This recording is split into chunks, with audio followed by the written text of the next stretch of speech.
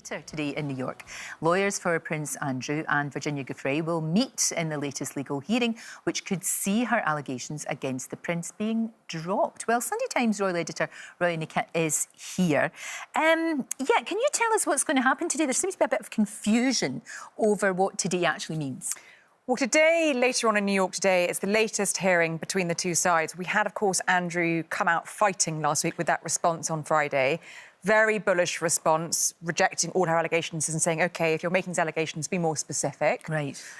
Today, we've already had the scheduling from the judge, so we're expecting a bit of housekeeping from the judge. But what he has already set out is all the sort of depositions, all the witness statements, but all the discovery would have to be done by July of next year if this trial goes ahead. Right. Now, I spoke to some of Andrew's team last night, and I'm not getting the sense that they're expecting this to go away in today's hearing. So I think what will then happen is Virginia Giuffre will get 2 weeks to respond to Andrew's response last week. She might ask for an extension, then he'll get 1 more week to respond, and then on it goes. Right, so it's by no means over yet. Doesn't feel like it. Doesn't feel like it.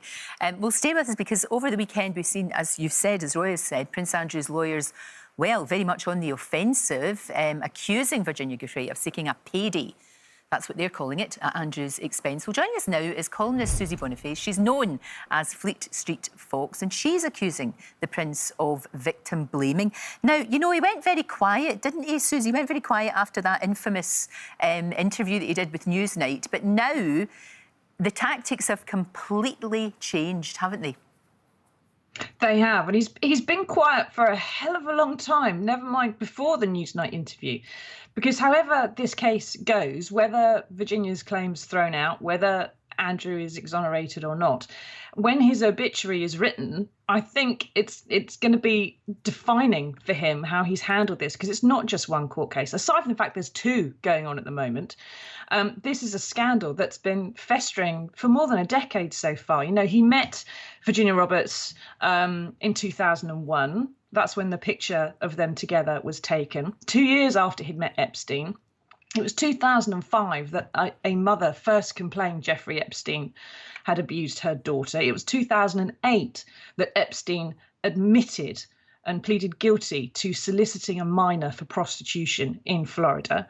And it was 2 years later than that, 2010, that the Duke of York was pictured with Jeffrey Epstein in Central Park. It was a few months after that, in 2011, that they were published, and then he had to be forced to stand down as a UK trade envoy. He didn't volunteer to do that. 2015, he was named in court papers, and it was 2019, after Epstein's death, before he actually addressed the fact that he had been friends with a paedophile. And said he was appalled by these allegations. And that was the same year he had that Emily Maitlis interview. And, you know, this year now he's finally being sued himself using a loophole by Virginia Roberts. And he's now saying that she can't be trusted because she was so thoroughly well-groomed by someone who was absolutely and definitely a sexual predator. You know, his claim that came out a couple of years ago that if anything he had acted too honourably is sort of laughable, really. One of the things they're doing that they've been talking about this past week is they're relying on cuttings from US tabloid media interviewing Virginia's ex-boyfriend and a sister of one of her ex-boyfriends. Now, the US tabloid media has none of the rules, the regulations, the laws that the UK media has. Even if you think we're awful, the US media is even worse. They do not have the same ethical standards that we do. They operate more in a way that sort of the 19th century scandal sheets here in Fleet Street did.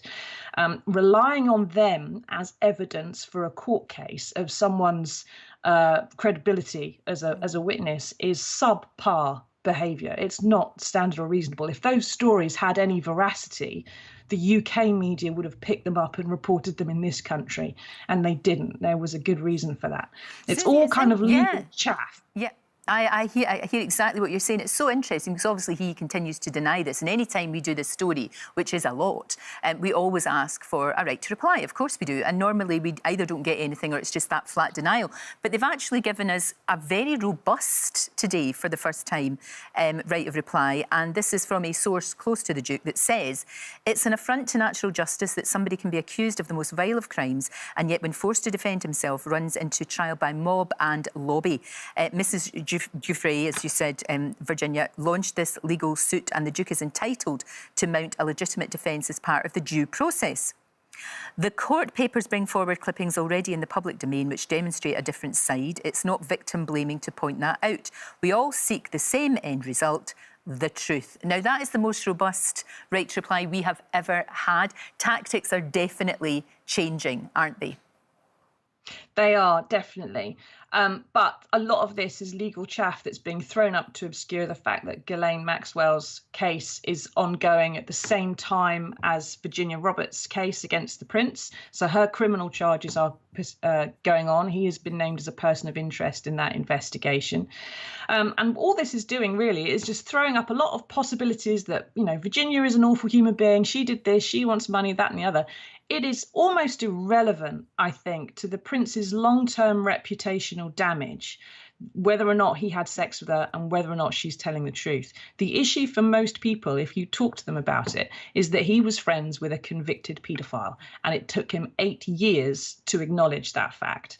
You know, a good and decent human being who is faced with these allegations, even if they are entirely innocent, just doesn't handle them the way that this particular human being has handled them. Susie, thank you very much indeed. And Roya, it was interesting what Susie said there, looking ahead to the trial of Ghislaine Maxwell. I mean, that's going to be later on this month, isn't it? It is. And I think, just to pick up on what Susie said, going forwards, it almost sort of doesn't really matter reputationally what happens in this case with Andrew, because it has been handled in such a difficult way, he's unlikely ever to be able to rehabilitate that image in terms of the royal family. Picking up on Ghislaine Maxwell's trial, yes, that happens at the end of this month, and we've had a decision from the judge this week, which is a blow to her legal team, actually. She was very keen, they were very keen that the people involved in this case who've made these allegations were not described as victims or as minors. The judge has ruled they can be described as victims and minors, and they will stay anonymous. Her team wanted them to be named. Right. And really, to be honest with you, no matter what happens, he can't come back to public life. That's not going to happen, That is it? has been made crystal clear to me in all my reporting, going back even over a year. Whatever he feels is possible in terms of a future role in the royal family and the monarchy, it's been made clear to me from the top all the way down. Right. It's not going to happen. It's not going to happen. But I still think he thinks he can. Yes, he does think he can. Yeah. Up the chain of command, don't think he can. No, definitely not. And they're the ones that will make the decision, not him. They will. The Prince of Wales has briefed, his people have briefed that that's not going to happen, and I've been told Prince William backs his father on that too. Oh, he absolutely does. He absolutely does. Thank you, Roya. Thank you so much. As I said, it's not the last time that we're going to talk about this, but it's interesting, this change of attitude. You know, it's much more, you know, they've stopped not saying anything. You know, it's quite very, very, very interesting. Thank you very much indeed. Don't forget, you can watch full episodes of Lorraine on the ITV Hub, and all the best clips, compilations and playlists right here on our channel. Just subscribe now and you'll never miss an upload. Click here to watch another video similar to this one, or click here to head to our channel's homepage to explore all of our exciting videos.